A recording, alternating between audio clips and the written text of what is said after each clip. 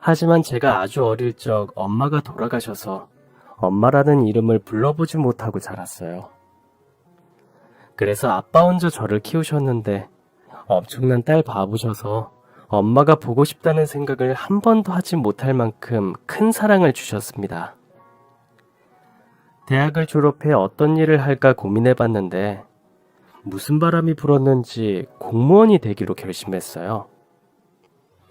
아빠는 자신의 회사에서 일하길 원하셨는데 저는 제 힘으로 뭔가를 해보고 싶어서 공무원 시험을 열심히 준비했답니다. 운이 좋게도 처음 친 시험에 합격이라는 쾌거를 이뤄서 이른 나이에 9급 공무원이 되었죠. 저는 아빠와 사는 집 앞 동사무소에 발령이 나서 차비 한 푼 들이지 않고 출퇴근을 할 수 있었습니다. 20대에 많진 않지만 남자친구를 여러 명 사귀었는데 끝까지 함께하고 싶은 남자는 하나도 없었어요. 연애를 하는 이유가 남들이 다 하는 거라서 한 기분이었죠. 또 연애보다 더 중요한 게 있었습니다. 저를 끔찍이 사랑해주는 아빠였죠. 아빠는 제가 고등학교 때부터 심장이 안 좋으셨어요. 심장에 피가 잘 돌지 않는 심장 판막증이 있어서 수술을 받으신 적이 있답니다. 하지만 수술 후에도 몇 번이나 가슴을 부여잡고 쓰러지신 적이 있어서 제가 구급차를 불러 위기를 여러 번 넘겼어요. 그래서 저는 아빠한테 하루 3번 이상 전화를 걸어 안부가 어떤지 확인했답니다. 매일 심장약을 복용하며 지내야 했는데 한 번이라도 빠뜨리실까봐 약의 개수를 세어가며 챙겨드렸네요. 아빠, 오늘 심장약 하나밖에 안 드셨네. 내가 잘 챙겨 드시라고 몇 번을 말씀드려. 자, 얼른 한 알 더 드세요. 그랬나? 우리 딸이 없었으면 아빠는 어쩔 뻔했냐? 이래서 내가 아빠를 두고 시집을 갈 수 있겠어? 만약 내가 시집 못 가면 다 아빠 책임이야. 그게 왜 아빠 책임이냐? 네가 남자 보는 눈이 높아서 그런 거지. 너무 이것저것 재지 말고 마음 통하는 사람 만나서 오순도순 살았으면 좋겠구나. 에이, 그런 남자는 아직 아빠밖에 못 만나봤어. 세상에 믿을 만한 놈이 하나도 없더라니까. 하긴 이 아빠만한 남자를 찾기 어렵지. 이러던 내 딸 내 옆에서 꼬부랑 할머니 될 때까지 있는 거 아니냐? 아빠도 참 무슨 농담을 그렇게 무섭게 해. 난 좋은 남자 나타나면 바로 도망치더 시집 갈 거야. 그렇게 말하긴 했지만 제 마음은 전혀 달랐습니다. 아빠를 혼자 두는 게 불안해서 결혼은 상상도 하지 않았답니다. 그런 아빠는 시간이 지날수록 심장이 더 안 좋아지셨어요. 회사에서 일하시다 여러 번 쓰러지셔서 병원에 실려가셨는데 의사 선생님이 항상 말씀하시길 일을 하면 안 된다고 경고를 하셨습니다. 하지만 아빠는 회사 대표셨고 직원들을 굶길 수 없다는 사명감으로 계속 회사에 출근하셨어요. 그래서 전 다른 방법이 있다고 말씀드렸습니다. 아빠, 이제 회사 그만 나가. 앞으로는 화상회의로 직원들한테 업무 지시하고 집에서 쉬도록 해. 화상회의? 그걸로 회사 운영이 되겠냐? 아빠는 직접 얼굴 보고 일하는 게 속이 시원하다. 그래서 직원들하고 전화통화도 잘 안 해. 아빠가 회사에 없다고 회사가 망하는 것도 아니잖아. 아빠는 중요한 사안만 보고받고 지시하면 되잖아. 의사 선생님 말씀대로 집에서 좀 쉬었으면 좋겠어. 우리 딸 말을 들어보니 또 그러네. 내가 하루라도 더 살아야 진경이 네가 결혼하는 것도 보고 아이 낳는 것도 볼 수 있으니 내 몸을 아끼는 게 좋을 것 같다. 그래, 이 딸을 위해서 딸 말 좀 들으세요. 그래서 아빠는 제 조언대로 집에서 노트북으로 화상회의를 잠깐씩 하며 집에서 요양하며 쉬시기로 했습니다. 저는 심장에 문제 있는 아빠가 언제 무슨 일이 생길지 몰라 거실과 안방에 CCTV를 설치했어요. 당연히 아빠는 싫다고 하셨는데 제가 강요해서 억지로 설치했죠. 요즘은 핸드폰으로 실시간 영상을 확인할 수 있어서 아빠가 어떤지 바로 알 수 있어 아주 잘한 결정이었습니다.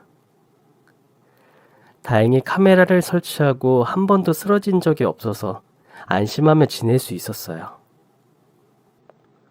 아빠는 휴식을 취하다 보니 예전보다 몸이 좋아지시기도 했답니다. 또 회사 운영에도 아무 문제가 없어 더할 나위가 없었네요. 그렇게 마음의 여유가 생기니 아빠의 소원 하나를 들어드리고 싶었습니다. 30 초반이 되기도 했으니 좋은 사람을 만나보면 어떨까 싶었죠. 저는 진솔한 만남을 가지고 싶어서 설레는 사람이 아닌 저를 편안하게 해줄 남자를 만나야겠다는 생각을 했답니다. 동료들이 여러 번 소개팅을 해주었는데 하나같이 똑같은 질문에 똑같은 대화만 오가서 마음이 열리지 않았어요. 그러다 저와 동갑내기 남자를 소개받게 되었는데 다른 남자와는 달라 보였습니다. 진경 씨는 어떤 사람을 싫어하세요? 네? 보통 좋아하는 사람을 물어보지 않나요? 그렇죠. 그런데 저는 진경 씨가 싫어하는 사람이 되기 싫으니까 말해주세요. 수다스럽고 뒤에서 흉보고 잘난 체하고 어른들한테 함부로 대하는 사람이요. 다행이네요. 전 제법 과묵하고 남에게 관심이 없어서 흉도 보지 않아요. 그리고 가진 게 없어서 잘난 척할 일도 없습니다. 그리고 제 좌우명이 어른을 공경하자입니다. 그럼 진경 씨가 저를 아주 싫어하지는 않겠죠? 그러네요. 그럼 상훈 씨는 어떤 여자를 싫어하세요? 저도 비슷해요. 인상 찌푸려지는 행동을 하는 사람을 싫어해요. 그럼 우리는 서로 싫어하는 사람은 아닌 것 같은데요? 그런 것 같네요. 그럼 만나보면서 싫은 사람인지 아닌지 확인해 볼까요? 은근슬쩍 만나자고 하는 상훈 씨의 말에 좋다고 대답했습니다. 이전 남자들은 여자를 외모로 평가하는 사람들이 대다수였는데 상훈 씨는 내면을 더 중요하게 여기는 것 같았고 대화도 재밌어서 만나보기로 했어요. 그래서 저희는 여러 달을 데이트하며 많이 가까워졌는데 제가 짐작했던 대로 상훈 씨는 저를 누구보다 편하게 해주는 사람이었습니다. 아빠만큼 포근하고 아늑한 남자였죠. 상훈 씨 역시 제가 세상에서 가장 편하고 좋은 여자라며 평생을 함께하고 싶다고 전했습니다. 그래서 저희는 자연스럽게 결혼 이야기까지 오가게 되었어요.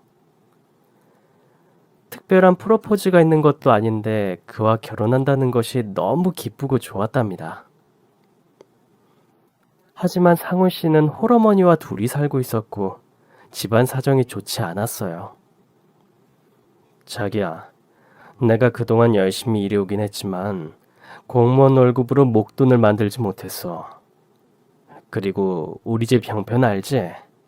엄마도 가진 게 하나 없으셔서 자금을 보태주시기는커녕 내가 매달 용돈을 보내드려야 해. 그래서 신혼집을 좋은 데로 마련하는 건 어려울 것 같아. 남편의 형편이 좋지 않은 건 진작부터 알고 있어 크게 상관없었습니다. 하지만 막상 결혼을 하려니 걱정되는 게 한 가지 있었어요. 바로 아빠였죠. 제가 결혼을 해서 나가 살게 되면 예전보다 아빠를 챙겨드릴 수 없을 테고 그런 아빠에게 혹시라도 무슨 일이라도 생기면 어쩌나 싶은 걱정이 되었습니다. 오히려 너무 좋은데 내가 장인어른을 그 누구보다 존경하는 거 자기도 알잖아. 정말 그렇게 생각해? 정말 우리 아빠랑 같이 살 수 있겠어? 그럼 얼마든지 모시고 살 수 있지. 그런데 바로 같이 사는 건 좀 그래. 우리도 신혼을 즐겨야 하지 않겠어? 아버님 댁 근처에서 신혼생활 몇 달 하다가 그 후에 들어가면 좋지 않을까? 정말 고마워, 상훈 씨. 좋아. 그럼 빌라 월세 얻어서 몇 달 지내다 들어가자. 대신 보증금은 내가 마련할게. 그렇게 상훈 씨는 처가살이도 흔쾌히 하겠다고 말했고, 예비 시어머니 또한 저희 두 사람의 결정을 존중한다고 대답해 주셨습니다. 그리고 예비 시댁에 찾아가 시어머니 되실 분에게 인사를 드렸어요. 저를 처음 보시자마자 거친 두 손으로 제 손을 따뜻하게 잡아주셨답니다. 진경 씨라고 했지? 정말 고마워. 우리 아들하고 결혼해줘서 진심으로 고맙네. 어머님, 제가 감사하죠. 훌륭하게 키운 아드님을 저한테 주셔서 정말 감사합니다. 아이고, 마음씨도 참 착하네. 듣자하니 집안도 부자고 아버지도 회사 대표라며? 아유, 그런데 나는 가진 거 하나 없는 가난한 늙은이야. 내가 두 사람에게 도움은 되지 못하지만 패는 절대 끼치지 않겠네. 나는 신경 쓰지 말고 두 사람만 행복하게 살아주면 난 그걸로 좋아. 어머님, 무슨 말씀을 그렇게 섭섭하게 하세요? 이제 어머님은 저와 가족이 되는 거잖아요. 며느리도 자식인데 효도 받으시면서 사셔야죠. 어머님 아들, 결혼해도 변하는 거 없어요. 지금처럼 효자로 살 테니 걱정 마세요. 제 말이 감동적으로 들렸는지 예비 시어머니는 투명한 구슬 같은 눈물을 뚝뚝 흘리셨습니다. 정말 고마워. 진경 씨 같은 보배가 내 며느리가 된다는 게 얼마나 기쁜지 몰라. 앞으로 딸이라고 생각하고 사랑할게. 저도요, 어머님. 친엄마라고 생각하고 모시도록 할게요. 그렇게 처음 만난 시어머니와 저는 깊은 포옹까지 하며 사랑과 정을 나누었습니다. 얼마 뒤 상견례를 하게 되었는데 저희 아빠 집에서 함께 살기로 했기에 특별한 것들을 준비하지 않기로 입을 맞추었고 당분간 지낼 빌라는 저희 쪽에서 부담하기로 했답니다. 무엇보다도 저희 아빠를 모시고 산다는 힘든 결정을 내려준 남편이었기에 그 외의 모든 걸 제가 맞춰주고 싶었어요.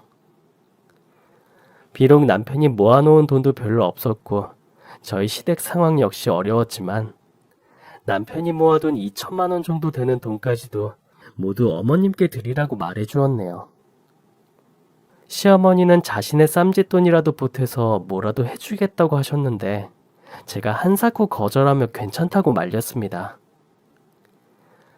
그렇게 웨딩 마치를 올리고 발리로 신혼여행을 다녀와서 아빠 집과 가까운 빌라에 잠시 지내게 되었어요. 계약 기간이 제일 짧은 6개월짜리 집이었죠. 저는 여전히 걸어서 동사무소로 출퇴근했고 남편은 지하철로 2정거장 거리에 있는 구청에서 근무를 했죠. 결혼을 해서도 시간마다 아빠 집 CCTV를 살폈고 3시간에 한 번씩 전화를 드렸답니다. 아빠, 오늘은 컨디션이 좋아 보이시네. 지금 스트레칭 하는 거야? 오, 많이 유연한걸? 아, 그래 보이냐? 우리 딸이 매일 지켜보고 있으니 억지로라도 건강하게 지내야지. 그래야 아빠한테 관심을 끄고 네 서방하고 좋은 시간을 보낼 수 있지 않겠니? 결혼했으니 얼른 손주 보여줘야지. 아이, 아빠도 참. 결혼한 지 며칠 됐다고 벌써부터 손주 타령이야. 손주는 아빠 심장이 아주 좋아지면 가질 테니까 몸 관리에 신경 쓰셔. 아프면 국물도 없을 줄 알아. 녀석 참. 하여튼 아빠 생각은 끔찍하게 해주는구나. 진경아 고맙다. 아빠가 널 위해서라도 오래오래 살아보도록 노력하마. 그렇게 아빠는 약도 잘 챙겨 드시고 병원도 잘 다니시며 몸 관리에 최선을 다하셨습니다. 의사 선생님도 경과가 좋아진다는 말씀을 해주셔서 걱정을 조금 덜 수 있었죠. 결혼 후 좋은 생각만 들고 기분이 들뜬 시간을 보내고 있었는데, 한 달 뒤 핸드폰으로 아빠 집 CCTV를 보고 소스라치게 놀라고 말았습니다. 거실에 쓰러져 있는 아빠를 보고 얼마나 놀랐던지 119 번호가 생각나지 않았습니다. 그래서 동료 직원에게 소리를 지르며 물었어요. 지은아, 우리 아빠 쓰러지셨는데 119 전화번호가 기억이 안 나. 번호가 뭐였지? 뭐? 119 번호는 119지. 내가 신고해줄게. 핸드폰 줘봐. 너무 놀란 저 대신 동료가 119에 신고해 상황을 알렸어요. 그리고 전 동사무소에서 일하다 말고 병원으로 달려갔답니다. 의사 선생님은 심장에 관상 동맥이 막혀서 쓰러지신 거라며 동맥을 넓혀주는 관을 삽입하는 수술을 해야 한다 일렀어요. 저는 너무 놀라서 당장이라도 쓰러질 기색이었습니다. 소식을 듣고 달려온 남편은 제가 쓰러질까봐 양 어깨를 잡아주었고, 저는 두 손을 모으고 아빠가 무사히 수술실에서 나오시길 기다렸어요. 몇 시간 뒤, 아빠의 수술은 잘 됐다고 알려주시긴 했는데 전보다 더 신경을 많이 써야 할 것 같다고 하셨습니다. 의사 선생님은 아빠가 집에서 업무를 보는 것도 탐탁지 않게 말씀하셨어요. 지금 아버님 상태로는 아주 조금의 스트레스도 해롭습니다. 집에서 요양만 하시고 일은 참아주시라고 하세요. 네, 선생님. 제가 책임지고 아빠를 보필하도록 하겠습니다. 아빠는 보름 동안 병원에 입원하셨고 제가 아침 저녁에 들러 잠깐 돌봐드렸어요. 다행히 몸을 회복하시고 퇴원하시긴 했지만 걱정이 돼서 가만히 있을 수가 없었습니다. 자기야, 아빠 걱정이 너무 돼서 안 되겠어. 나 당분간 아빠 집에 가서 지낼게. 그래도 되지? 그래. 자식으로서 당연히 해야 할 일이니까 가봐. 아니다. 아예 이번에 장인어른 댁에 들어가자. 아니야. 약속은 약속이잖아. 그리고 빌라 계약이 6개월이라 월세가 나가니까 그때까지는 여기서 지내자. 알겠어. 그럼 나도 금요일까지 일하고 장인어른 댁으로 갈게. 주말이라도 도움을 드리도록 해볼게. 고마워, 자기야. 그럼 아빠한테 가볼게. 무슨 일 있으면 연락하고. 그래서 전 당분간 아빠의 집에 가서 지내기로 했습니다. 옆에서 큰 도움이 되어드리진 못하지만 식사와 약을 챙겨드리고 혹시 생길 불상사에 대비하게 되었죠. 남편은 자기가 뱉은 말 그대로 금요일 저녁에 아빠 집에 와서 지냈어요. 그이는 가사일을 도와주고 아빠의 목욕을 도와줬습니다. 아이고, 사이가 고생이 많네. 몸 아픈 노인네 등까지 밀어주고 말이야. 진경이가 어릴 적에 내 등을 밀어준 거 이후로 처음이네. 자네 마음이 어떨지 모르지만 난 아들내미가 생긴 것 같아 무척 행복하네. 장인어른, 저도 마찬가지예요. 등 밀어줄 아버지가 계시지 않아 이럴 기회가 없었습니다. 장인어른은 저에게 아버지나 같은 존재니 자주 등을 밀어드릴게요. 아, 거참, 사람 성격이 왜 이리 고운 겐가? 아무리 생각해도 내 딸이 봉을 잡은 것 같구만. 에이, 봉은 제가 잡았죠. 진경이 같은 여자가 세상에 또 혼이 되어드리겠습니다. 그래줄 수 있겠나? 그럼 자네가 이 계약서를 검토해보고 문제가 있으면 집어주고 내가 말하는 대로 수정 좀 해줄 수 있겠나? 그 정도는 껌이죠. 빨리 처리해보겠습니다. 남편은 아빠의 직원이 작성한 문서를 검토하더니 재량권 문제점을 찾아내고 아빠와 의논을 하고 수정을 했답니다. 그리고 다른 업무까지 맡아서 처리해주더군요. 결과적으로 아빠가 흡족해 하셨고 주말마다 와서 자신의 일을 계속 도와달라고 하셨죠. 남편은 숫자에 능해서 회사 장부와 거래처 관리를 칼같이 정리해 주었고 직원들의 업무 또한 빠르게 습득하더라고요. 회사가 어떻게 운영되는지 제대로 감을 잡자 구청에서 하는 일보다 아빠 일에 더 열심히였습니다. 자기야, 장인어른 회사 일 너무 재밌다. 매일 퇴근하고 노트북으로 일하고 있는데 내 적성에 딱 맞는 것 같아. 당신한테 재능이 많잖아. 무슨 일이라도 잘하는 사람이라 별로 놀랍지도 않아. 그래서 말인데, 자기야, 나 공무원 그만두고 장인어른 회사로 들어가는 건 어떨까? 지금 장인어른이 회사에 들어가지 못하는 상황이니 누군가 관리해주면 좋지 않겠어? 뭐라고? 공무원을 관두겠다고? 에이, 그건 안 돼. 힘들게 공부해서 들어간 공무원을 이렇게 쉽게 그만두다니. 나중에 분명히 후회할 게 뻔하니까 괜한 소리 하지 마. 뭐해? 자기야, 공무원 월급이 얼마인지 알면서 그런 말을 해? 냉정하게 생각해봐. 자기는 나보다 모든 게 잘났는데 평생 얼마 되지도 않는 월급을 버는 내가 얼마나 마음이 불편하겠어.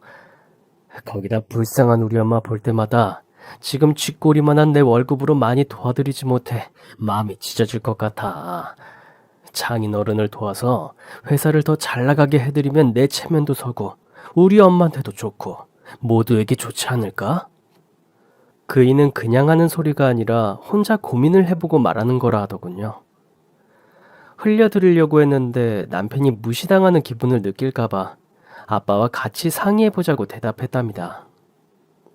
그래서 주말에 아빠 집에 가서 남편이 공무원을 그만두고 아빠 회사로 들어가는 게 어떻겠냐고 여쭈더니 머리를 긁적이셨습니다. 글쎄, 공무원이라는 좋은 직업을 버리고 내 회사에 온다는 게 마음에 걸리네.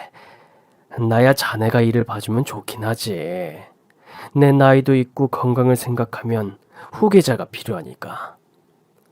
장인어른, 저 공무원의 미래는 없습니다. 장인어른 회사에 들어가서 일하고 싶습니다. 저한테 기회를 주십시오. 요즘 내 일을 도와주더니 재미가 들렸나 보구만. 그럼 그렇게 하세. 내가 뒤에서 지원 사격 제대로 해줄 테니까 실컷 일해보게나. 정말이시죠? 감사합니다, 장인어른. 저 진짜 최선을 다하겠습니다. 그래서 진경이 호강시켜주겠습니다. 아빠는 남편의 말을 들어주시다 못해 회사 운영진으로 올려주겠다고 하셨답니다. 저는 남편과 아빠가 좋아하시니 뭐라 말하지 못하고 의견을 존중해주기로 했죠. 그래서 그이는 공무원을 그만두고 곧장 아빠 회사로 들어갔습니다.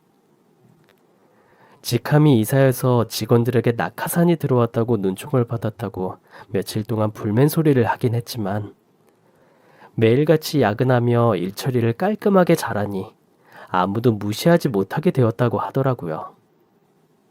그이는 책임감을 가지고 매일 제일 먼저 출근했고 자정이 될 때까지 일을 하고 돌아왔습니다. 덕분에 회사는 전보다 매출이 늘었어요. 또 아빠 대신 관리자가 나타났으니 직원들이 여유를 부리지 않고 일하게 되었답니다. 아빠는 진작에 남편을 후계자로 앉힐 걸 하는 후회까지 하시며 번창하는 회사를 보고 흐뭇해 하셨어요. 자네가 회사를 운영해주니 내가 마음 놓고 쉴 수 있게 되었네. 또 일을 얼마나 잘하는지 직원들 사기도 좋아졌고 매출도 껑충 뛰었어. 자네 정말 보배 같은 사람이야. 장인어른 과찬이십니다. 저는 그저 장인어른이 세운 회사에서 주어진 일을 열심히 한 일개 직원일 뿐이라고요. 겸손까지 갖추고 아주 마음에 들어.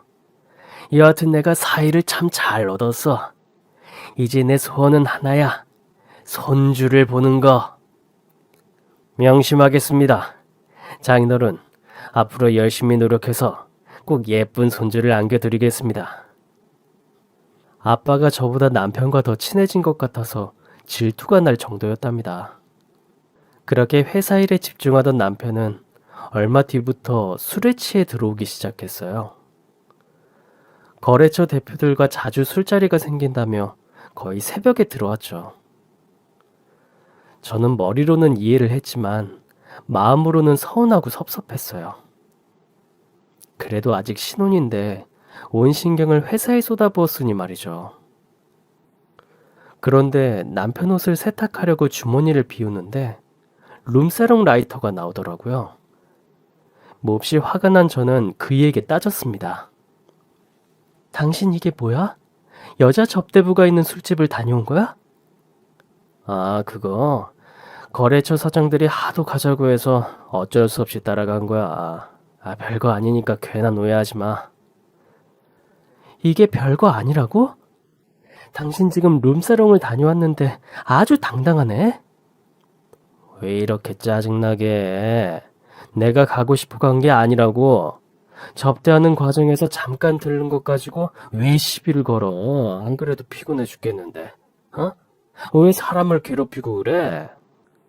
진짜 기가 막혀서 방귀 낀 놈이 성낸다더니. 당신 회사 생활하더니 많이 변했다? 몇 달 만에 딴 사람이 된 것 같다고. 진짜 사람 질리게 하네. 알았어. 다신 여자 접대부가 있는 술집에 가지 않을게. 약속할 테니까 한 번만 이해하고 넘어가 주라.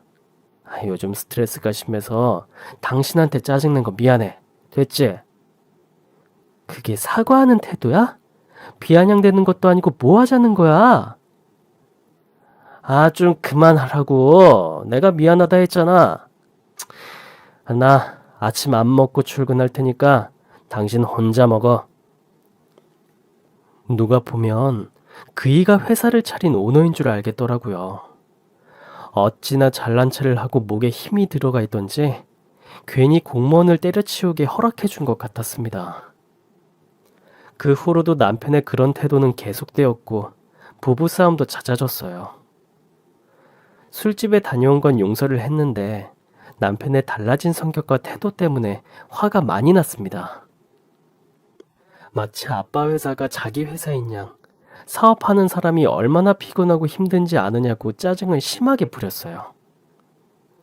환경이 바뀌니 성격까지 변한 건지 남편에게 실망을 참 많이 했습니다. 그래도 아빠를 대신해 수고해주는 게 고마워서 제가 져주기로 하고 남편의 짜증을 다 받아주었어요.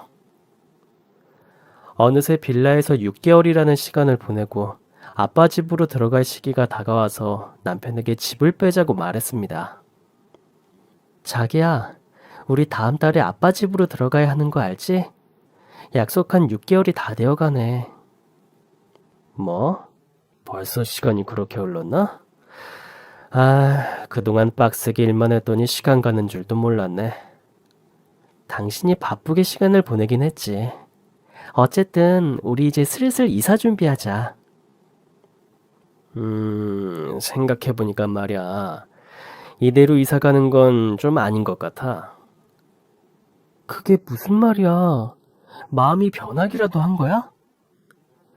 아니, 꼭 그렇다기보다는 당신이랑 결혼하고 지켜봤는데 장인어른 혼자 사셔도 큰 문제 없지 않아? 꼭 우리가 같이 살아야 하나? 뭐?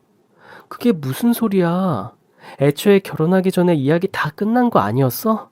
우리 아빠 지금은 상태 좋아 보이시지만 언제 또 그때처럼 쓰러지실지 몰라. 내가 그것 때문에 당신 날마다 술 먹고 오는 거 월급 전부 시험 살지? 뭐? 지금 나한테 조건을 거는 거야? 회사 운영을 좀 했으니 대가를 바란다 이거냐고? 참나, 내가 회사 운영을 조금만 했니? 매출이 2배 가까이 껑충 뛰었는데 그 정도 바라는 건 당연한 거 아니야? 여하튼 내가 처가살이를 하길 바라면 우리 엄마 집이랑 노후자금으로 1억만 내놓으라고 전해드려. 안 그러면 처가에 들어가는 건 없던 일로 할 테니까. 이럴 때 어이가 없다는 표현을 쓰는 게 맞죠. 남편의 태도는 정말이지 어이가 없었습니다. 당신 진짜 웃긴다. 별 볼 일 없을 때는 나랑 사는 것만으로도 행복하다면서 위치가 달라지니까 금세 마음이 변한 거야? 돈이 그렇게 좋아졌니? 그래, 마음대로 짓거려라. 대신 내 조건을 받아들이기만 해. 진짜 어이가 없어서 말이 안 나오네. 당신 진짜 무섭다. 나중에 회사가 더 잘 되면 마누라도 갈아치우겠는데? 진짜 치사하게 나오네. 내가 큰 걸 바랬냐? 우리 엄마 편하게 모시고 싶다는 게 그렇게 못마땅하냐? 재산이 그렇게 많으면 좀 나눠줄 수도 있잖아. 이래서 있는 것들이 더하다는 말이 나오지. 더럽게 치사하게 구네. 나 엄마 집에 가서 며칠 지내고 올 테니까 그런 줄 알아. 남편은 버럭 화를 내고 집을 나가버렸습니다. 저는 흥분을 가라앉히고 이성을 찾으려고 노력했고 어떻게든 그 일을 이해해 보려고 했어요.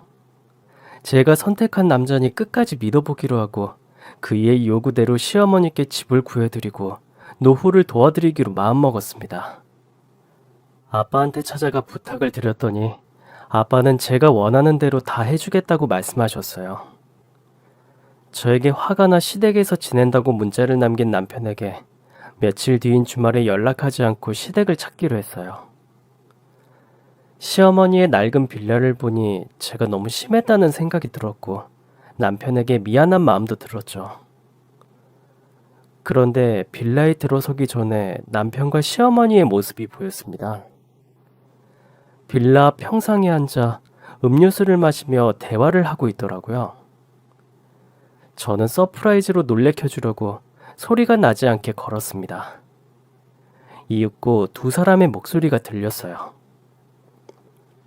상훈아, 네 장인은 도대체 언제 죽는 거니? 그 노친네가 빨리 저승에 가야 네가 회사를 통째로 먹을 거 아니야. 기다리다 목이 다 빠지겠다. 그러게 말이야. 장인 명줄이 왜 이렇게 긴 줄 모르겠어. 심장 수술을 2번이나 받았으면 오래 못 살아야 하는 거 아닌가? 그리고 얼마 전에 쓰러졌으면 편하게 갈 것이지. 더 살아보겠다고 깨어나는 건 무슨 경우야?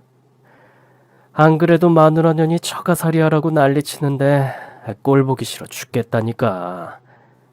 내가 그 집에 들어가면 냄새나는 노인의 뒤치다거리까지 해야 하잖아. 네가 왜 그 노인네 뒤를 닦아줘야 돼? 그냥 들어가지 마. 어차피 회사는 네 손 안에 있으니까 버팅기고 있으라고. 네 처가 심하게 지랄하면 너만 여기 와서 지내. 그러다 네 장인 죽으면 회사 통째로 먹고 이혼하면 되잖아. 그거 좋은 방법인데 어차피 나랑 마누라년 혼인신고도 아직 안 했으니까 장인만 죽으면 깨끗하게 회사를 꿀꺽 할 수 있겠지. 그렇게만 되면 소원이 없겠다. 그래, 네 처한테 전화 오면 받지도 말아라. 남편 귀한 걸 제대로 체감시켜줘서 똥줄 좀 태워보라고. 고녀는 콧대가 높아서 좀 꺾을 필요가 있어. 내가 처음 네 처를 봤을 때 관상적으로 싹수가 노랗다는 걸 대번에 알아봤잖니. 맞아, 엄마가 제대로 봤어. 몇 달 살아보니까 아주 징글징글해. 기집년이 남자 하는 일에 사사건건 간섭하는데 아주 꼴배기 싫어 죽겠다니까. 아이고, 네가 고생이 많다. 어쨌든 곧 남남이 될 테니 조금만 참아라. 참, 너 요즘 만난다는 여자는 어떠냐? 네 처보다 훨씬 부잣집이라고 했지? 사업박람회에서 만났는데 걔네 아빠 회사가 500대 기업 안에 들었대. 직원도 수백 명이고 어마어마한 부자라고 했어. 걔 지금 나한테 푹 빠져 있어서 결혼까지 할 수 있을 것 같아. 내가 엄마 닮아서 얼굴이 잘생겨서 여자들이 가만두질 않는다니까. 아유, 역시 우리 아들 멋져 불어. 네 장인만 저승 가면 일이 술술 풀리게 생겼구나. 그럼 이 엄마는 아들 덕에 호강할 수 있는 거지? 나 해외여행 가고 싶은데 아들아. 당연하지. 내가 엄마 세계 여행도 시켜주고 명품으로 머리부터 발끝까지 도배하게 해줄게. 이 아들만 믿어봐. 그래도 장인이 저승 갈 때까지는 아무것도 실행이 안 되니까 조금만 기다려줘. 아이고, 알았어. 그 놓친 애만 사라지면 우리 인생에 봄이 올 테니 까짓것 기다려보지 뭐. 저는 나무 뒤에 숨어 남편과 시어머니의 끔찍한 대화를 모두 듣게 되었습니다. 제가 알던 착한 두 사람은 더는 없었고 돈에 미친 돈벌레 두 마리만 있었어요. 바람 피운 건 고사하고 아빠가 빨리 돌아가시길 바란다는 충격적인 말에 소름이 다 돋았습니다. 당장 두 모자에게 달려들어 분풀이를 하고 싶었지만 이성적으로 제대로 된 복수를 하는 게 낫겠다 싶어 주먹을 불끈 쥐고 아빠를 찾아갔습니다. 남편과 시어머니의 녹음한 대화를 그대로 전해드렸더니 아빠는 불같이 화를 내셨고 당장 본때를 보여주겠다고 하셨어요.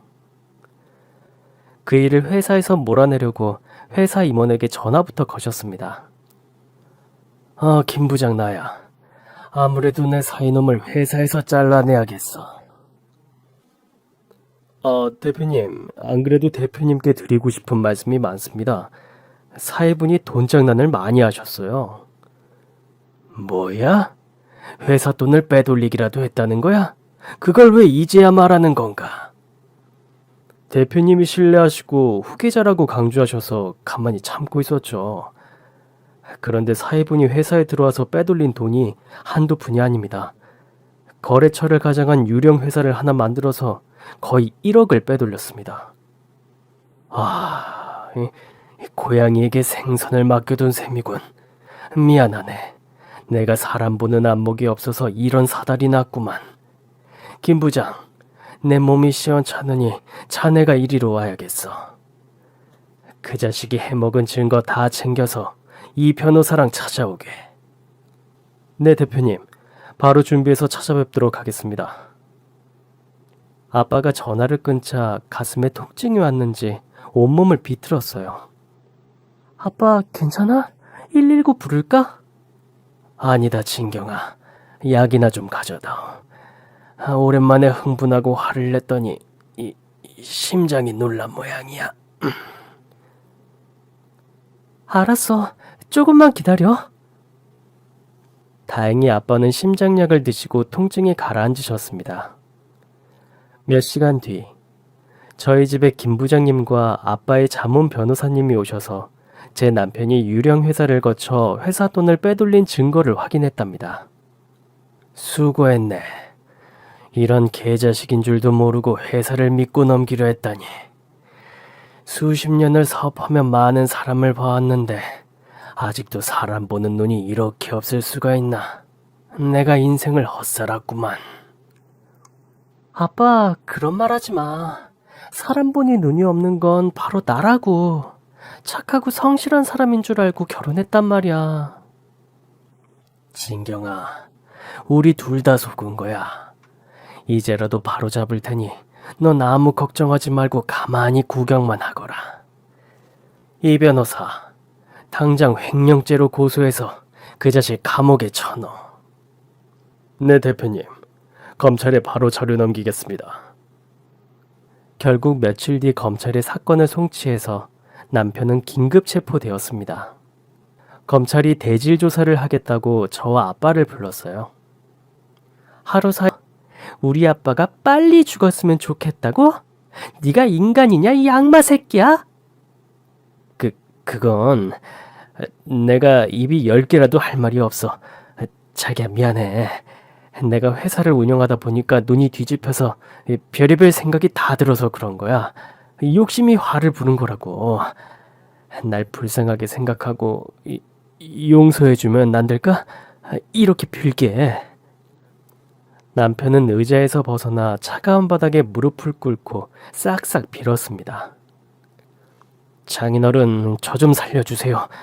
저희 엄마 편하게 모시려고 돈을 좀 빼돌렸습니다.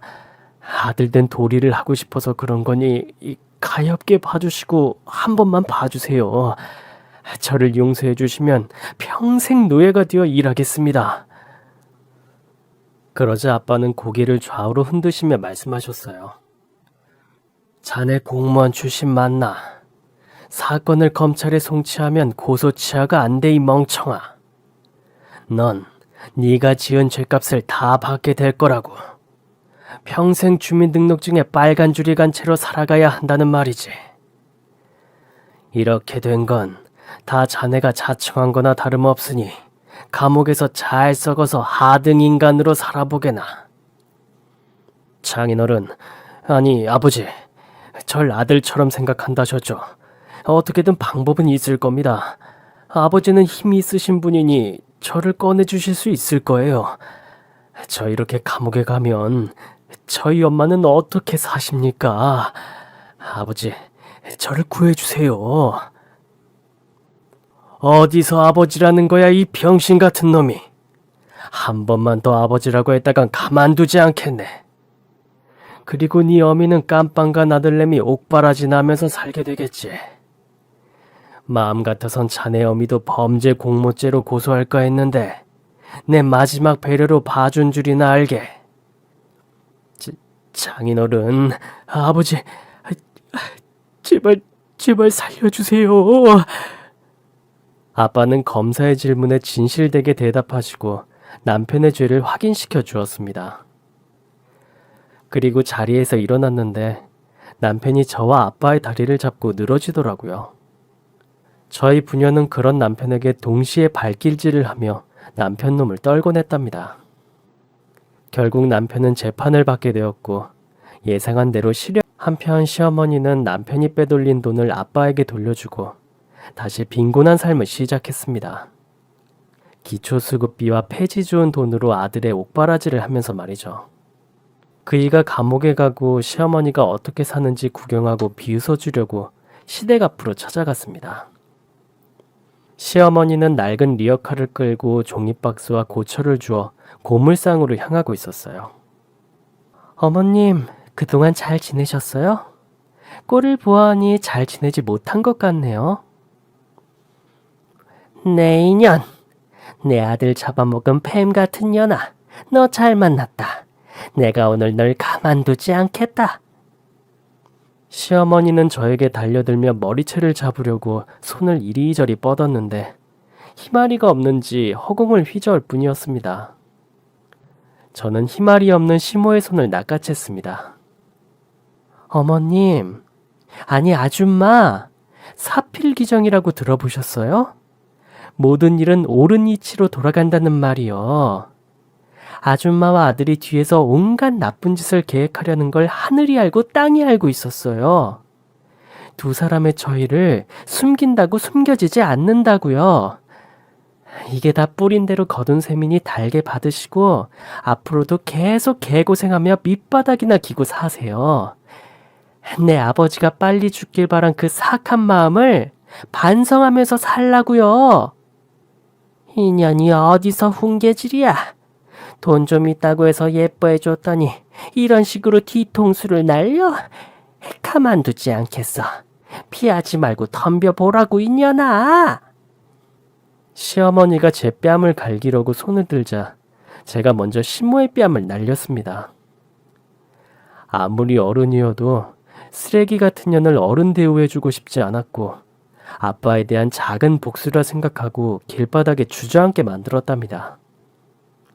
그러자 시어머니는 갑자기 눈물을 터뜨리며 저에게 사정하기 시작했습니다. 아이고 진경아, 새아가, 나 너무 힘들다. 먹고 살 걱정에 아들 옥바라지까지 사는 게 사는 것 같지 않아. 몇 번을 말해요. 다 뿌린 대로 거둔 거라고. 아유, 그래, 알았으니까 돈이나 좀 주고 가라. 알거지 신세인 나를 구제 좀 해달란 말이다. 시어머니는 이중인격인지 삼중인격인지 화를 냈다가 애원했다가를 반복했습니다. 이에 저는 쯧쯧거리며 길바닥에 앉아 울음을 터뜨린 시어머니에게 침을 뱉고는 그 자리를 떠나버렸답니다.